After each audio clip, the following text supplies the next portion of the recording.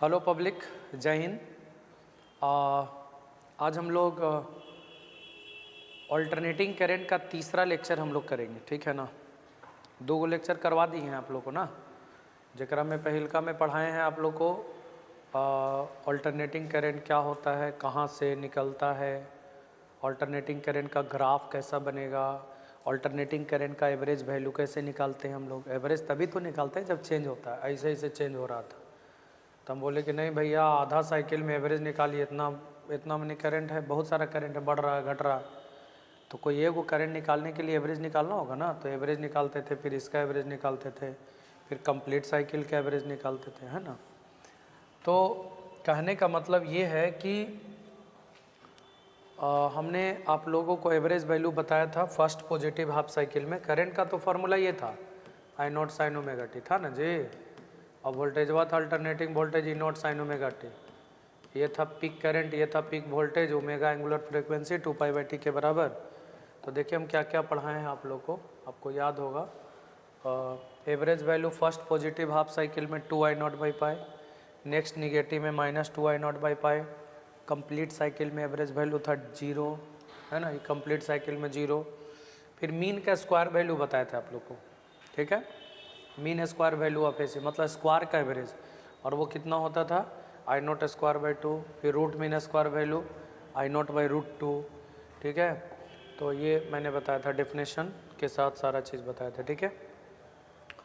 चलिए आज हम लोग आगे बढ़ रहे हैं, और आज हम लोग पढ़ेंगे पब्लिक एसी सर्किट, ठीक है। एसी सर्किट हम लोग पढ़ेंगे, ठीक है। कुछ क्वेश्चंस हम चाहेंगे बताना, 2-4, उसके बाद फिर हम आगे बढ़ते हैं, ठीक है ना। ये जो कल पढ़ाए थे ना, RMS value mean square value, average value, उस पर 2-4 क्वेश्चन कर लेते हैं, है ना। 1-2 क्वेश्चन करके फिर हम लोग एसी सर्किट के बारे में पढ़ेंगे, ठीक है। क्वेश्चन है,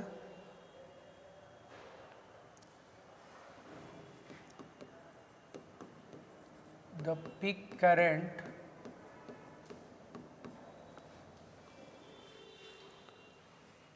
of an AC source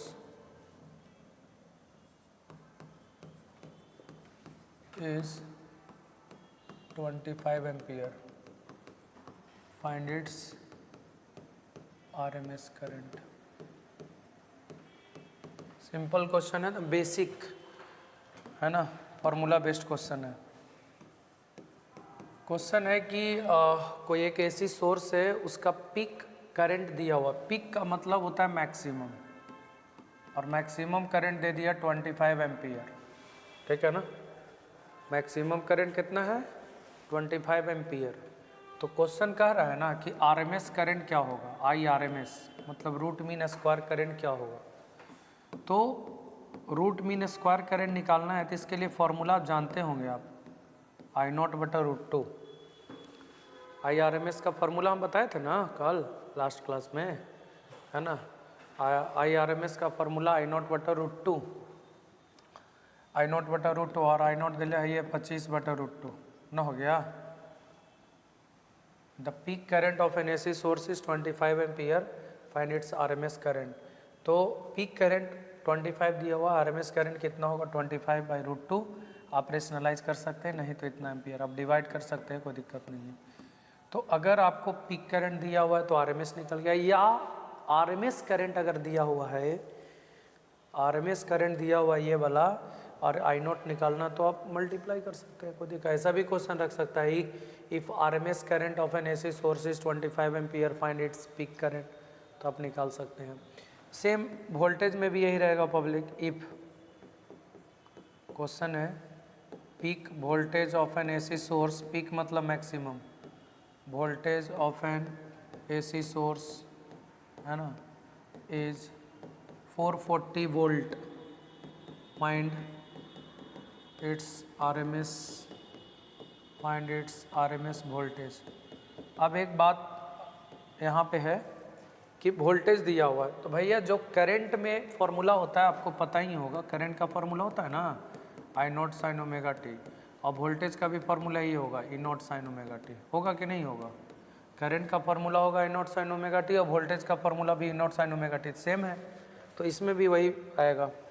मतलब भी नॉट आपको दे दिया, क्वेश्चन में ही है ना, भी नॉट दे दिया, भी नॉट मतलब 440 वोल्ट, और आप पूछ रहा है कि आरएमएस वोल्टेज क्या होगा, वी आरएमएस, तो फॉर्मूला होता है ना वी आरएमएस का, वी नॉट बटा रूट टू मतलब 440 बटा रूट टू। आप रेशनलाइज कर सकते हैं रूट टू बटा रूट टू, ऐसे कर लीजिए, इसको रेशनलाइज करेंगे root two by root two से, तो 440 रूट टू और बटा टू डिवाइड करेंगे तो 220 रूट टू, इतना वोल्ट आपका आंसर आएगा। आई होप समझ रहे होंगे। तो ये बेसिक क्वेश्चन है, अगर आता है तो ऐसे करके आप बना लेंगे इसको, ठीक है ना।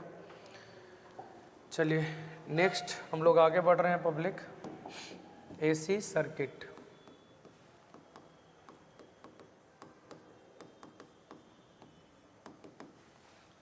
एसी सर्किट का मतलब होता है ना, एसी सोर्स पहले जानिए, AC source, what is AC source, ठीक है। एसी सोर्स पब्लिक जहाँ से अल्टरनेटिंग करंट निकलता हो उसको एसी सोर्स कहेंगे। तो अल्टरनेटिंग करंट कहाँ से निकलता है, जनरेटर से, तो जनरेटर एसी सोर्स हो गया। अब बेसिकली एसी सोर्स को हम लोग ऐसे दिखलाते हैं, ऐसे ऐसे अंदर में वेव टाइप का साइन दे देंगे, मतलब एसी का ग्राफ टाइप का, ठीक है ना। ये एसी सोर्स है, this is AC source, AC source, AC source, जिसका ईएमएफ होगा E is equal to E not sine omega t. AC source का ईएमएफ कितना होगा, E is equal to E not sine omega T. तो AC circuit में सबसे पहला जो हम लोग को पढ़ना है, purely resistive AC circuit, purely resistive AC circuit की हम लोग बात करेंगे पब्लिक, ठीक है ना। Purely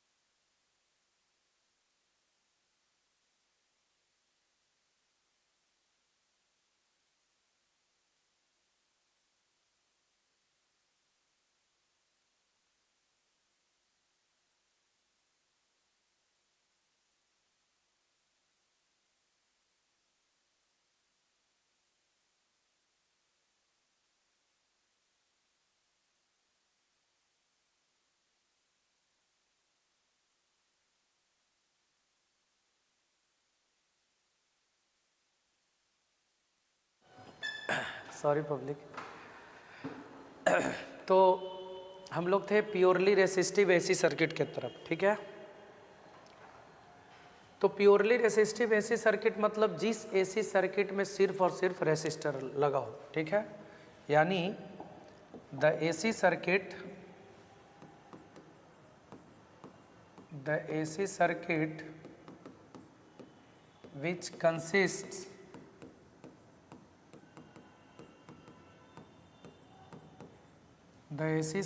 which consists only resistor is called purely resistive AC circuit. Public ऐसा सर्किट जिसमें सिर्फ रेसिस्टर हो। The AC circuit which consists only resistor is called purely resistive AC circuit. देखिए एक सर्किट हम बना रहे हैं पब्लिक जिसमें एक रेसिस्टर है और एक एसी सोर्स लगा दिए हम लोग। देखिए दिस इज एसी सोर्स। तो एसी सोर्स में E इज इक्वल टू कितना हो जाएगा, E naught sine omega T. जो E बराबर हो जाएगा E naught sine omega T. ये हो गया एसी सोर्स। तो एसी सोर्स लगा दिए मतलब एसी सर्किट हो गया, और सिर्फ रेसिस्टर है तो प्योरली रेसिस्टिव हो गया। तो ये प्योरली रेसिस्टिव एसी सर्किट कहलाया, ठीक है। प्योरली रेसिस्टिव एसी सर्किट, सिर्फ रेसिस्टर और एक एसी सोर्स। अब यहाँ से करंट निकलेगा, करंट जाएगा, करंट होते हुए चला आएगा। हम चाहते हैं पब्लिक करंट निकालना। देख लीजिए ध्यान से, जिस सर्किट में सिर्फ और सिर्फ रेसिस्टर लगा हो और एक एसी सोर्स लगा हो उसको कहते हैं प्योरली रेसिस्टिव एसी सर्किट। मतलब प्योर रेसिस्टर है उसके अंदर और एसी सोर्स लगा हुआ तो एसी सर्किट कहलाएगा, ठीक है। एसी सोर्स का EMF E is equal to E naught sine omega T. अब पब्लिक देखिए, अब हम करंट निकालना चाहेंगे, ऑब्वियसली ऑल्टरनेटिंग करंट ही देगा। अब हम करंट निकालना चाहेंगे कि करंट क्या होगा। तो करंट निकालने के लिए हम लोग किरचॉफ्स लॉ लगाएंगे public, using KVL in loop number 1। ध्यान दीजिएगा पब्लिक, इस लूप नंबर 1 में किरचॉफ्स वोल्टेज लॉ लगाएंगे KVL। तो KVL लगाएंगे तो क्या होगा, KVL कहता है किसी भी लूप में टोटल पोटेंशियल डिफरेंस का वैल्यू क्या होगा, 0, वोल्टेज 0। तो इसमें वोल्टेज होगा IR और माइनस में करंट इधर आप भी इधर, करंट इधर आप भी इधर माइनस IR, करंट इधर आप भी इधर माइनस IR, और इधर इधर ऐसे ऐसे इधर से करंट निकल रहा है, मतलब ये प्लस होगा ये माइनस होगा, तो माइनस से प्लस जा रहे हैं तो प्लस ही। टोटल वोल्टेज 0 होता है, पता होगा ना। इसमें वोल्टेज IR, एक्राम वोल्टेज माइनस से प्लस, प्लस से इज इक्वल टू 0। अब यहाँ से क्या हो जाएगा, IR बराबर कितना हो जाएगा, E। IR बराबर क्या हो जाएगा, E। IR बराबर क्या हो जाएगा, E, है ना। IR बराबर E हो जाएगा, माइनस IR उधर जाएगा तो प्लस IR। तो IR is equal to E के जगह पर हो जाएगा E naught sine omega t. E के जगह पर हो जाएगा E naught sine omega T. तो यहाँ से क्या हो जाएगा, I बराबर E नॉट बटा R साइन ओमेगा टी, ठीक है पब्लिक। E नॉट बटा R, E नॉट बटा R, ये है वोल्टेज, ये है रेसिस्टेंस, और आपको पता होगा वोल्टेज बटा रेसिस्टेंस को करंट कहते हैं। तो आप देख लीजिए पब्लिक, I बराबर I not sine omega T. I बराबर क्या हो जाएगा, I not sine omega T. तो वोल्टेज E बराबर E naught sine omega T हमने सप्लाई करा रेसिस्टेंस में, और देख लीजिए करंट कितना आया, I बराबर I not sine omega T. तो ये करंट आया, यहाँ से I नॉट का वैल्यू E नॉट बटा R, ऑब्वियसली भागा दे रहे हैं तो छोटा वैल्यू मिलेगा, मतलब E नॉट बड़ा होगा और I नॉट छोटा होगा। तो ये चीज़ को ध्यान देना। यानी अगर हम सिर्फ रेसिस्टर के क्रॉस अगर हम लोग एक मतलब कि अल्टरनेटिंग सोर्स अगर हम लोग जोड़ते हैं, इस रेसिस्टर के क्रॉस अगर हम लोग अल्टरनेटिंग सोर्स अगर जोड़ते हैं पब्लिक, इस रेसिस्टर के क्रॉस अगर अल्टरनेटिंग सोर्स जोड़ें तो यहाँ से जो करंट मिलेगा, करंट वो इतना मिलेगा I not sine omega T के बराबर, फिर I नॉट का वैल्यू E नॉट बटा R के बराबर होगा। सोर्स इतना अप्लाई करा हमने, एसी सोर्स, करंट भी अल्टरनेटिंग मिला है I not sine omega T, ठीक है। तो ये प्योरली रेसिस्टिव एसी सर्किट में करंट इतना निकला, ठीक है। तो इन प्योरली रेसिस्टिव एसी सर्किट में, इन प्योरली रेसिस्टिव एसी सर्किट में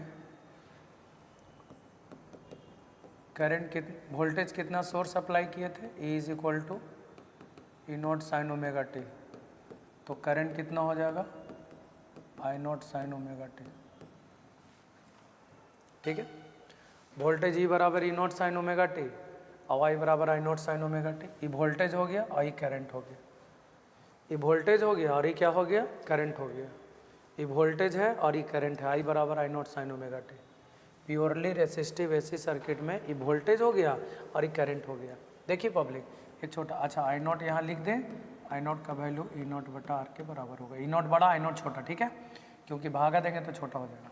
देखिए ये जो ओमेगा टी है ना पब्लिक, इसको, ये एंगल है, एंगल वोल्टेज का एंगल है, करंट में भी एंगल है, इसको कहते हैं फेज। फेज किसको कहते हैं, एंगुलर पोजीशन को फेज कहा जाता है, एंगुलर पोजीशन को फेज कहा जाता है, एंगुलर पोजीशन को फेज कहा जाता है। देख लीजिए एंगल है, ये भी एंगल है, ये एंगल है, ये भी एंगल है, और एंगुलर पोजीशन को फेज कहते हैं, फेज। तो वोल्टेज का फेज ओमेगा टी और करंट का फेज ओमेगा टी, याद रखिएगा, वोल्टेज का फेज भी ओमेगा टी और करंट का फेज भी क्या हो गया, ओमेगा टी। ठीक है, दोनों का फेज सेम है। तो from above equation,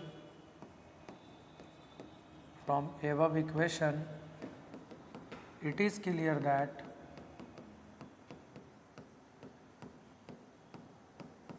from above equation it is clear that in purely resistive AC circuit current and voltage are in phase, are in phase या are in same phase, current और voltage दोनों same phase में होगा। मतलब purely resistive AC circuit में current और voltage phase में है, मतलब सेम फेज में, क्योंकि दोनों का फेज सेम आ रहा है पब्लिक। फेज मतलब एंगुलर पोजीशन। अब अगर हम लोग को डायग्राम बनाना है, मतलब डायग्रामेटिकली हम लोग कैसे दिखलाएंगे, फेजर डायग्राम, फेजर डायग्राम मतलब डायग्राम से कैसे दिखलाएंगे, बहुत इजी है, कुछ करना नहीं है। ये जो एंगल है ना, इसी को रिप्रेजेंट करना है। तो यहाँ से हम ओमेगा टी एंगल लेते हैं, ओमेगा टी।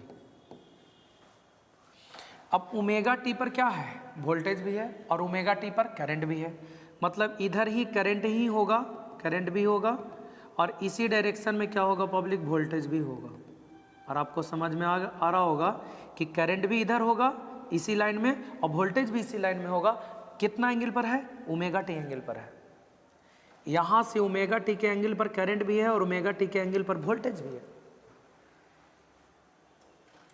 ओमेगा टी के एंगल पर करंट भी है और ओमेगा टी के एंगल पर वोल्टेज भी है। देख लीजिए, है ना, दोनों का फेज सेम, दोनों एक तरफ हो गया। थोड़ा सा मतलब एक मतलब फॉर्मेलिटीज़ कह लीजिए कि करंट छोटा है ना पब्लिक, है ना, इसलिए इसको हम पीछे रखे हैं, वोल्टेज आगे रखे हैं क्योंकि बड़ा है। या तो आप, ज़रूरी नहीं है कि आप ऐसे ही दिखलाएं, आप अगर ओमेगा टी को इधर रिप्रेजेंट कर रहे हैं तो ओमेगा टी के तरफ करंट ही होगा और वोल्टेज भी होगा, दोनों पब्लिक एक ही डायरेक्शन में होगा। आपकी मर्जी, आप ओमेगा टी जिधर की तरफ रखिएगा उधर ही करंट, उधर ही वोल्टेज, दोनों एक डायरेक्शन में होगा। तो आई होप ये समझ गए होंगे पब्लिक, है ना। तो प्योरली रेसिस्टिव एसी सर्किट में ये डायग्राम को थोड़ा ध्यान रखना है। ये phasor diagram, this is the phasor diagram, मतलब उसके एंगल को रिप्रेजेंट करना है, ठीक है, एंगल को रिप्रेजेंट करना है, this is called phasor diagram. Clear. Next हम लोग बात करें पब्लिक पावर की। Power consumed in purely resistive AC circuit. Power consumed in purely resistive AC circuit. तो करंट कितना है, और वोल्टेज कितना है। अगर हम बात करें पावर की तो पावर का फॉर्मूला होता है करंट इंटू वोल्टेज। पावर का फॉर्मूला होता है करंट इंटू वोल्टेज। करंट कितना है I not sine omega T और वोल्टेज कितना है E not sine omega T. Multiply कर देंगे दोनों को, I nought E not sine omega T तो यहाँ पर हो जाएगा sine square omega T. Power की बात करें तो होता है ना, पावर का 3 गो फार्मूला पढ़े होंगे, I square R I into V square by R, 3 गो होता है। तो हम ये वाला फार्मूला लिए है करंट इंटू वोल्टेज वाला। करंट इंटू वोल्टेज, करंट हो गया I not sine omega T और वोल्टेज हो गया E not sine omega T. ठीक है ना, ठीक है। तो इस बात को ध्यान रखना है। ये हो गया आपका पावर, गुना कर दिए I nought E not sine square omega T. अब हम लोग बात कर रहे हैं पब्लिक एवरेज पावर की। इसी पावर का एवरेज वैल्यू फुल साइकिल में कितना होगा। तो एवरेज पावर का फॉर्मूला होगा, देख लीजिए, पी डी टी का इंटीग्रेशन 0 से लेकर के टी तक। पी डी टी का इंटीग्रेशन 0 से, देखिए पावर टाइम का फंक्शन है, याद कीजिए। करंट का भी एवरेज हम ऐसे बताए थे पब्लिक, करंट था ना आई बराबर I not sine omega T, तो इसका एवरेज वैल्यू हम कैसे बताए थे, आपको याद होगा, आई डी टी का इंटीग्रेशन बटा डी टी का इंटीग्रेशन 0 से लेकर टी तक, 0 से लेकर टी तक, याद रखिएगा, ठीक है ना। तो यहाँ से एवरेज पावर का फॉर्मूला पी डी टी का इंटीग्रेशन 0 से लेकर टी तक और बटा डी टी का इंटीग्रेशन 0 से लेकर टी तक। एवरेज पावर का फॉर्मूला ये होगा, पी डी टी का इंटीग्रेशन 0 से टी तक बटा डी टी का इंटीग्रेशन 0 से लेकर टी तक। पी का वैल्यू कितना है, I nought E not sine square omega T I into D T, इसका इंटीग्रेशन 0 से लेकर टी तक और whole divided by D T का इंटीग्रेशन टी होगा लिमिट 0 से लेकर के टी तक। और एवरेज पावर की बात करें पब्लिक, इसमें बाहर निकालिए, आई नॉट बाहर हो जाएगा, ई नॉट बाहर हो जाएगा और नीचे में बचेगा टी। देख लीजिए, upper limit minus lower limit करेंगे तो टी के जगह पर अपर लिमिट रखेंगे तो कैपिटल टी, बीच में माइनस, लोअर लिमिट रखेंगे तो 0, टी माइनस 0 टी, और अंदर में बच गया sign square omega T D T का इंटीग्रेशन 0 से लेकर टी तक। और शायद अगर आप लोग पढ़े होंगे तो इसका इंटीग्रेशन हम बताए हैं, देखिए कहीं पे होगा पब्लिक, देखिए इसका इंटीग्रेशन बताएं,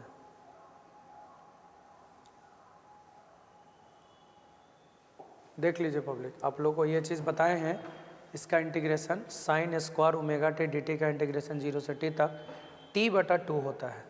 टी बटा क्या होता है पब्लिक, 2 होता है। तो इसका इंटीग्रेशन हो जाएगा टी बटा 2, आई नॉट ई नॉट बटा टी इंटू हो जाएगा टी बटा 2, है ना, टी बटा 2 हो जाएगा।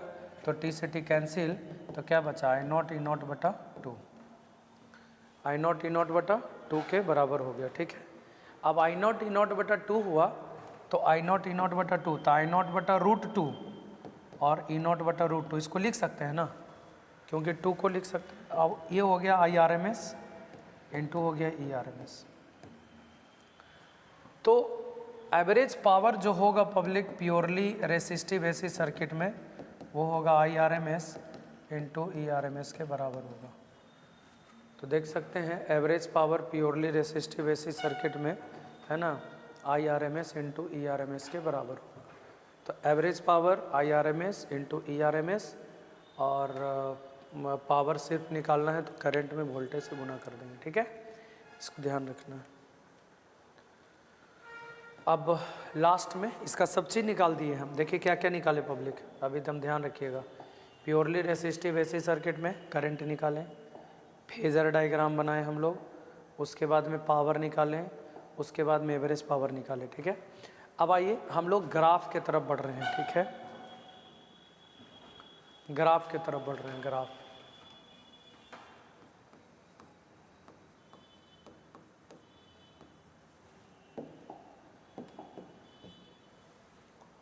ग्राफ में सबसे पहला ग्राफ वोल्टेज का, E is equal to E not sine omega t का हम ग्राफ बना रहे हैं। बहुत सिंपल है, आप ग्राफ बना सकते हैं। इधर आप टाइम ले लीजिए और इधर आप ले लीजिए वोल्टेज, ठीक है ना, इधर आप टाइम ले लीजिए, इधर आप ले लीजिए वोल्टेज, ठीक है ना, इधर आप टाइम ले लीजिए और इधर आप ले लीजिए वोल्टेज। ठीक है, टाइम और इधर वोल्टेज। देखिए पब्लिक, ये साइन फंक्शन है और साइन का मैक्सिमम वैल्यू आपको पता होगा 1 होता है। साइन का मैक्सिमम वैल्यू कितना होता है 1, तो 1 अगर होगा तो E इज इक्वल टू कितना हो जाएगा E0, ठीक है। और मिनिमम वैल्यू होता है -1, तो -E0। साइन का मैक्सिमम वैल्यू होता है 1, तो 1 लेंगे तो E बराबर कितना हो जाएगा E0।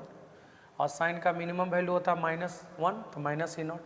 इससे कभी ऊपर ग्राफ नहीं जाएगा, इससे कभी नीचे नहीं ग्राफ जाएगा, ये बात तो कंफर्म हो गया। दूसरी बात, फंक्शन इसमें साइन, और हम साइन का ग्राफ बता चुके हैं अल्टरनेटिंग करंट में, ठीक है। ऑरिजिन से पास करता है और इस तरह का ग्राफ होता है। तो ये जो ग्राफ हुआ E बराबर E0 साइन ओमेगा टी का ग्राफ हुआ, ये 0 आप लेना चाहेंगे टाइम थे T/4, आई लेना चाहेंगे तो T/2, आई लेना चाहेंगे तो 3T/4, आई लेना चाहेंगे तो T। आप देख सकते हैं 0, T/4, T/2, 3T/4 T। आप देख सकते हैं पब्लिक, ये वोल्टेज का ग्राफ है। अगर हम करंट का ग्राफ लें तो इक्वेशन क्या होता है प्योरली रेसिस्टिव एसी सर्किट में, करंट आया I बराबर I0 साइन ओमेगा टी। इसका भी ग्राफ बनाइए, इधर टाइम ले लीजिए, इधर आप करंट ले लीजिए, ये साइन फंक्शन है।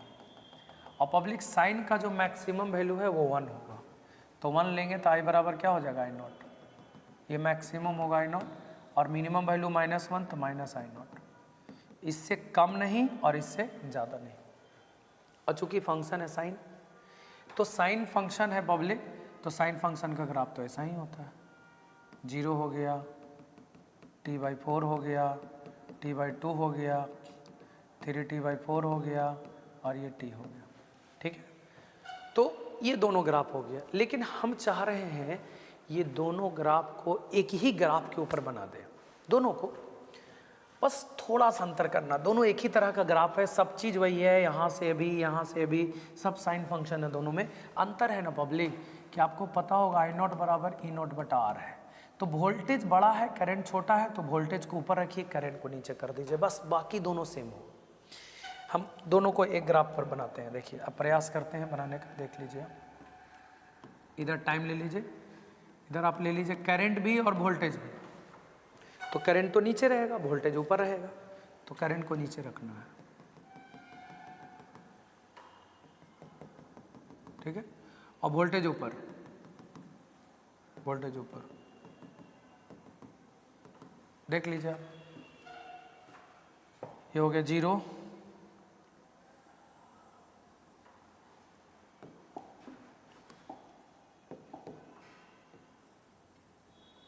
देख लीजिए, ये हो गया आपका I0 और ये हो गया -I0, और यही दोनों के बीच में ये ग्राफ सेम,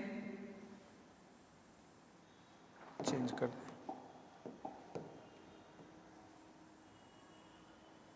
देख लीजिए, ये हो गया E0 और ये हो गया -E0।